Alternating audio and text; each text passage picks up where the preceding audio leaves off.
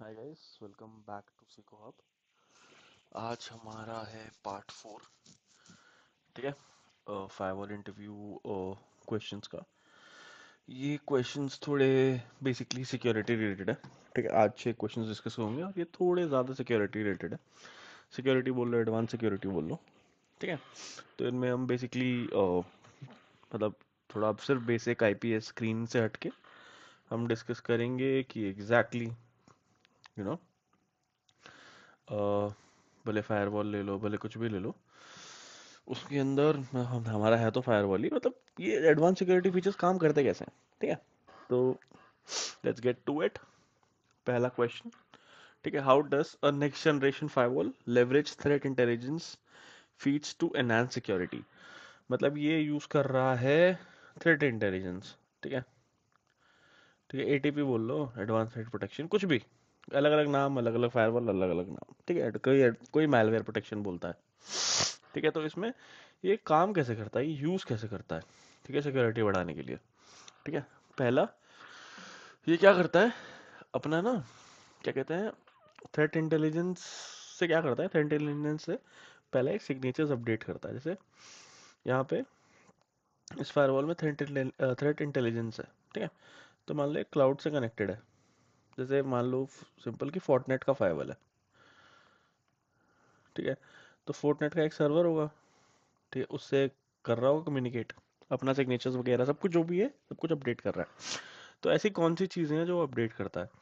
पहला पहला क्या होगा, सिग्नेचर। ठीक है। दूसरा, आईपी रेपुटेशन भी तो इसी से पता चलेगी ना फिलहाल ग्लोबली।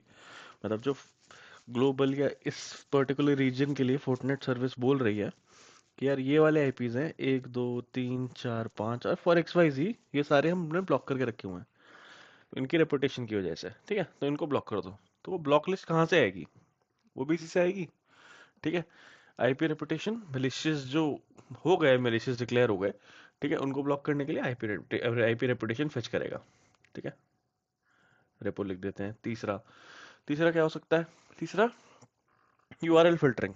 ठीक है, वो भी थ्रेट इंटेलिजेंस से करता है। ठीक है, आपका यूआरएल फिल्टरिंग कर देगा। ठीक है। Basically threat intelligence can be used, ठीक है, टू आइडेंटिफाई मिलिशियस वेबसाइट्स। ठीक है। तो जो लेटेस्ट मिलिशियस वेबसाइट्स हैं जो रजिस्टर हो रही हैं, जो अपने फोर्टनेट सर्वर को पता है, वो डेटाबेस यहीं पे फेच हुआ डिवाइस पे, उससे कंपेयर करके उसने बोल दिया कि ये वाली वेबसाइट मैलिशियस है, ब्लॉक मार दो। आपने तुरंत जाके ब्लॉक मार दी। मतलब ऑलरेडी फायरवॉल ब्लॉक कर रहा है उसको। ठीक है, फायरवॉल ने ब्लॉक मार दी, बात खत्म हो गई, छोड़ के नहीं मिटेगा। तो ठीक है, यूआरएल फिल्टरिंग। चौथा, अब चौथा क्या हो सकता है। ठीक है, चौथा हो सकता है कि जैसे ना एनोमैलिटी डिटेक्शन होता है। ठीक है, डिटेक्शन लिख देते हैं, पैटर्न लिख लो। जैसे ना वो नोटिस करता है, जैसे ट्रैफिक कंपेयर करता है नोन थ्रेट पैटर्न से, उसके हिसाब से वो डिटेक्ट करता है कि कुछ एनोमेलिटी तो नहीं हुई है।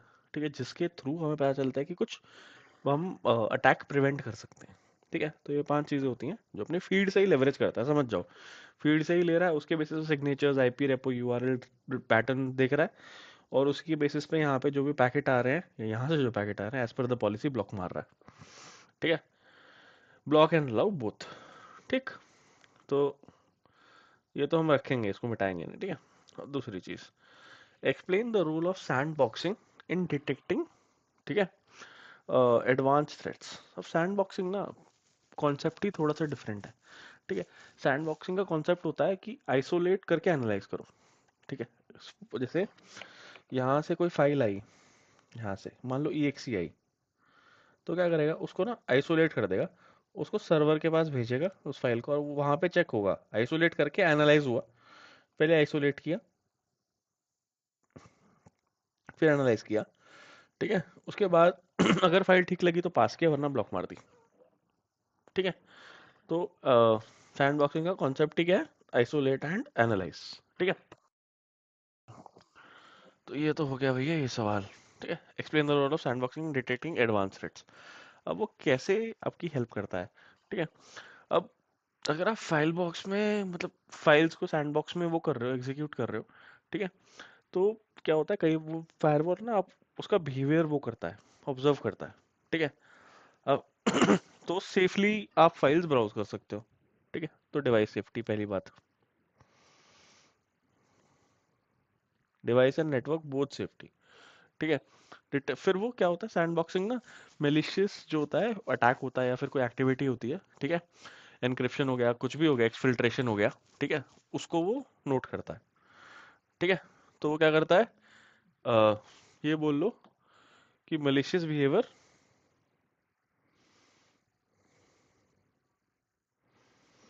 नोट करता है। ठीक है, और क्या करता है, एक तो नोट करता है, ठीक है, उसके साथ साथ ही जीरो डे अटैक्स होते हैं, ठीक है, उनके लिए हेल्प करता है हमें। ठीक है, क्या लिखेंगे यहाँ पे, जीरो डे। तो जीरो डे अटैक्स बेसिकली क्या होता है, जीरो डे अटैक्स वो होते हैं जो अभी तक फाइंड आउट नहीं हुए, एक्सप्लॉइट नहीं हुए। ठीक है, तो सैंडबॉक्सिंग ना जीरो डे अटैक्स, थ्रेट मतलब बेसिकली जीरो डे थ्रेट्स जो होते हैं, यू नो, जो basically traditional signature based technique से मिस हो जाते हैं ना, उनको उनके लिए सैंडबॉक्सिंग काफ़ी हेल्पफुल करता है, हेल्पफुल होता है। ठीक है, डिटेक्ट करने के लिए बेसिकली। ठीक है, अब आता है how can you configure a next generation firewall to detect and block zero day attacks, ये वाली बात हुई, अब ये करेंगे। ठीक है, अब जीरो डे अटैक्स ना सबसे प्यार से आप दो तीन चीज़ों से कर सकते हो हमेशा। जैसे पहला तो हमने सैंडबॉक्सिंग बोल लिया, तो वो यहीं पे लिख देते हैं। ठीक है, पैकेट को आप आइसोलेट करके एनालाइज कर रहे हो और उसके बाद देखते हो कि मैलिशियस है, थ्रेट है कि नहीं, तो जीरो डे प्रिवेंट हो गया। तो यहाँ पे पहले लिख लो सैंडबॉक्सिंग। ठीक, पहला। दूसरा क्या कर सकते हो, सबसे सिंपल आईडीएस यूज कर सकते हो, है ना, कोई भी सिग्नेचर आए आप चेक कर सकते हो, अनोनिमैलिटी, अनोनिमस सिग्नेचर्स होते हैं। ठीक है, फिर दूसरा एक और चीज थी, बिहेवियर। ठीक है, तो बिहेवियर पैटर्न देख सकते हो। ठीक है, पैटर्न, बिहेवियर पैटर्न देख सकते हो। ठीक है, कई कई डिवाइस में क्या होता है, बिहेवियर पैटर्न के लिए भी अलग से पैकेजेस आते हैं, वो इंस्टॉल होते हैं, सर्वर से ही होते हैं, तो पैकेज इंस्टॉल होते हैं, उसका वर्जन होता है, वो वर्जन उसी पे अपडेट आता है, तो अपडेट हो गया तो उस वर्जन पे आ जाएगा।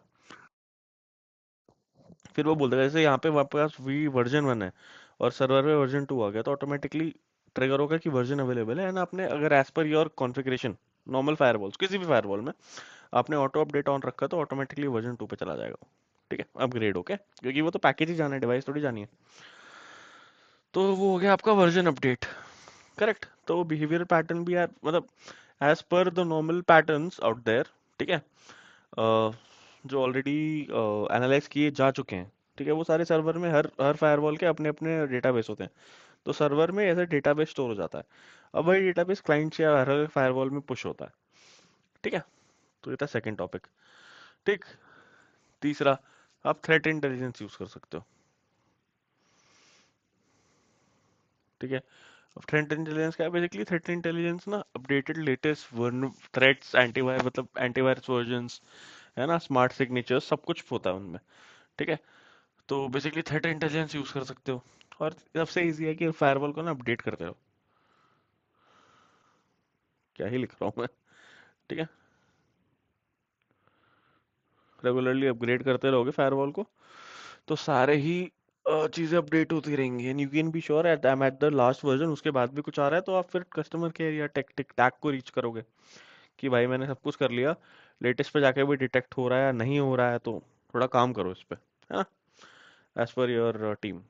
ठीक है, अब fourth question, what are the challenges in implementing behavioural based intrusion detection system.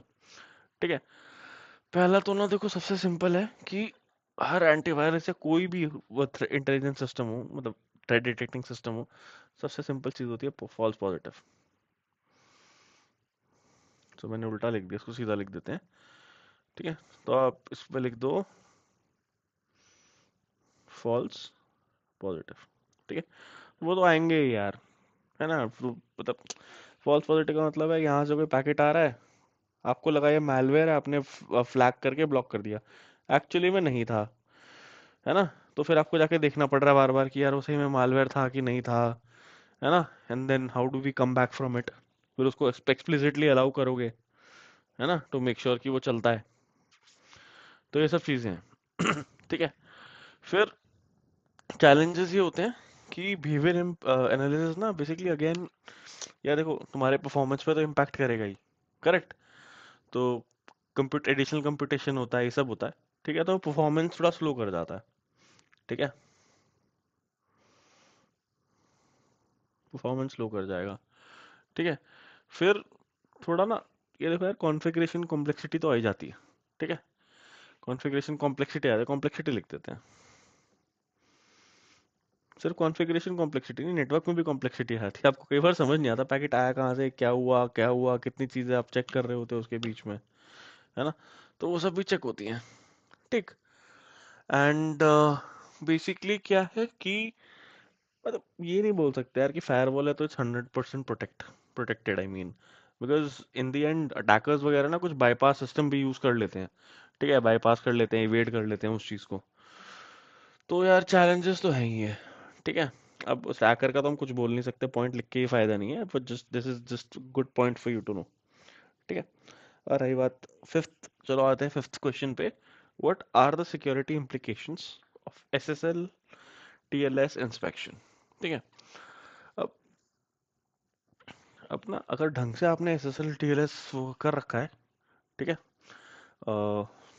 Configuration, ठीक है, कि आपके एसएसएल या टीएलएस के packets actually properly encrypt decrypt हो रहे हैं, चेक हो रहे हैं कि एग्जैक्टली क्या है, पैकेट बाय पैकेट चेक हो रहे हैं, ठीक है, तो it's actually a good thing कि आप अटैक से बच जाओगे, ठीक है। तो काफ़ी सारी चीज़ें अटैक बच जाती हैं, जैसे अगर आपने ढंग से कॉन्फ़िगर नहीं किया, ठीक है, ढंग से कॉन्फ़िगरेशन नहीं की, कॉन्फ़िगरेशन गलत है, तो उससे man in the middle attack हो सकते हैं।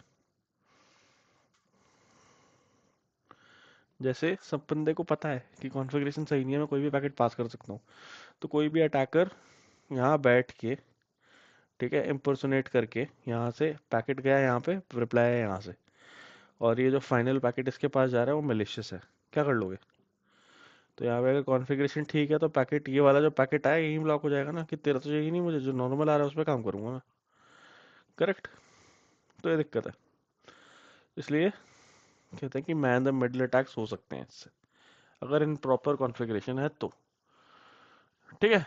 दूसरा, परफॉर्मेंस तो यार कम होगा ही, क्योंकि हर पैकेट एनक्रिप्ट डिक्रिप्ट हो रहा है, ठीक है, परफॉर्मेंस लो हो सकता है, and if you have heavy traffic and heavy SSL TLS inspection, ठीक है। फिर मतलब थोड़ा ना कंप्लाइंस इशू हो जाते हैं, वो हमारा कंसर्न नहीं है, मतलब नॉर्मली बता रहा हूँ, हर कंपनी में होता है ना कंप्लाइंस इश्यूज, क्योंकि जुरिस्डिक्शन होता है, और ये हो जाता है यार कि देखो आप हर किसी के पैकेट खोल के देख नहीं सकते हर कि एग्जैक्टली वो क्या रहा है, ठीक है, तो वो थोड़ा एज पर लॉ डिफरेंट होता है, हम लिखेंगे नहीं यहाँ पे, we don't care, but it's just a good point for you to know, लिख लेते हैं चलो, है ना, जुरिस्डिक्शन लिख देते हैं, ठीक है। तो ये बोल सकते हैं कि कई जुरिस्डिक्शंस में अलाउड नहीं होता, ठीक है। अब चलो, सबसे प्यारा सवाल जो मेरे को एंड में, मैं थोड़े प्यारे रखता हूँ सिनेरियो बेस्ड, ताकि इंटरव्यूअर तुमसे थोड़ी सी गुफ्तगू कर पाए, थोड़ा इंटरेक्ट कर पाए। How can you balance security and performance while inspecting encrypted traffic? मैंने बोला ना कि अगर यहाँ पे एक वो कर रहे हो, है ना, तो मतलब इंस्पेक्ट कर रहे हो तो क्या क्या ढंग से नहीं किया तो क्या क्या हो सकता है, परफॉर्मेंस में कैसे हेल्प करता है ना, एसएसएल इंस्पेक्शन कर रहा है तो it's actually good for security, वो भी है, तो इम्प्लीकेशंस उसकी ही हैं, पर क्योंकि वो स्लो कर रहा है परफॉर्मेंस, जैसे हमने बोला परफॉर्मेंस स्लो हुई है, तो उसको हम बैलेंस सिक्योरिटी और परफॉर्मेंस को कैसे बैलेंस करेंगे, ठीक है। सबसे पहली चीज सारे पैकेट का मत करो यार, ठीक है, तो तुम भी थोड़े से समझदार हो जाओ, ठीक है, सिलेक्टिव करो, ठीक है, सिलेक्टिव इंस्पेक्शन करो, सारे पैकेट्स का क्यों करना है, एक पर्टिकुलर स्ट्रीम का कर लो, ठीक है। फिर अगर ज्यादा हो रहा है तो यार तुम, सबसे एक और सिंपल चीज है, यहाँ पे हार्डवेयर एक्सेलरेशन लगा लो, यहाँ पे हार्डवेयर एक्सेलरेशन होता है, ठीक है, यू कैन यूज इट, ठीक है। अ, तो वो आपका ना प्रोसेस एक्सेलरेट कर देगा एनक्रिप्शन डिक्रिप्शन का, ठीक है। अब इस पे एक और चीज़ है, फायरवॉल पे आप मेक श्योर करो, क्योंकि मतलब यार, क्योंकि देखो नेक्स्ट जनरेशन फायरवॉल है, सब कुछ साथ साथ होता है, ठीक है, आईपीएस भी हो रहा है ना, एसएसएल भी हो रहा है, मतलब समझ रहे हो ना, एटीपी, ये वो यूआरएल फिल्टरिंग सब साथ में हो रहा है, तो ये ज़्यादा हुआ, सीपीयू हाई भी हो सकता है, परफॉर्मेंस लो हो जाएगी, है ना, परफॉर्मेंस लो है, थ्रूपुट लो है, कुछ भी वैसा वैसा ही चलते हैं ये लोग साथ आपस में। ठीक है, तो अगर ये वाली चीज़ है तो आप क्या बोलोगे कि इसमें कॉन्फ़िगरेशन ऑप्टिमाइज रखो, हर किसी पे हर चीज़ चलाना, जैसे सिलेक्टिव इंस्पेक्शन है वैसे हर पैकेट पे हर स्ट्रीम पे चलाने की ज़रूरत नहीं है आईपीएस, ना आईडीपी, मतलब समझ रहे हो ना, ना एटीपी, सिलेक्टिवली। तो कॉन्फ़िगरेशन ऑप्टिमाइज करो, ऑप्टिमाइज कॉन्फ़िगरेशन। ठीक। फिर एक और चीज़ है सिंपल जो मैं बोलता हूँ कि अगर तुम नेटवर्क एडमिनिस्ट्रेटर हो तो इसको रेगुलर मॉनिटर करते रहो। ठीक है, रेगुलर इसको मॉनिटर करते रहोगे। ठीक है, तो तुम मेक श्योर कर लोगे कि कोई इसमें इश्यूज नहीं आते हैं। ठीक है, परफॉर्मेंस देखते रहोगे कि भाई सीपीयू का ग्राफ, है ना, थ्रूपुट का, सीपीयू तो ज़्यादा हो जाएगा ये, सॉरी, है ना, सीपीयू का ग्राफ है 60-70 पे है, 40 पे है, अलग अलग फायरवॉल के अलग अलग रेंज होते हैं। ठीक है, परफॉर्मेंस, थ्रूपुट, सब कुछ, मतलब अगर कुछ भी ग्राफ हो सकता है, रहता ऐसे ऐसे होगा, है ना। तो तुम देख रहे हो कि सब कुछ ठीक है, तो मॉनिटर करते रहो उसको, and then you can take anything and everything forward accordingly, है ना। तो ये था यार आज का सेक्शन, ये भी अलग कुछ क्वेश्चंस थे, है ना, जो मेरे हिसाब से काफ़ी काफ़ी हेल्पफुल है यार लोगों के लिए इंटरव्यू सेक्शंस में। एंड बाकी कोई क्वेश्चंस हो, डाउट्स हो तो मुझे बताना। राइट, एंड आज हमने काफ़ी सिक्योरिटी रिलेटेड क्वेश्चंस कवर कर लिया। ठीक है, थैंक यू एवरीवन।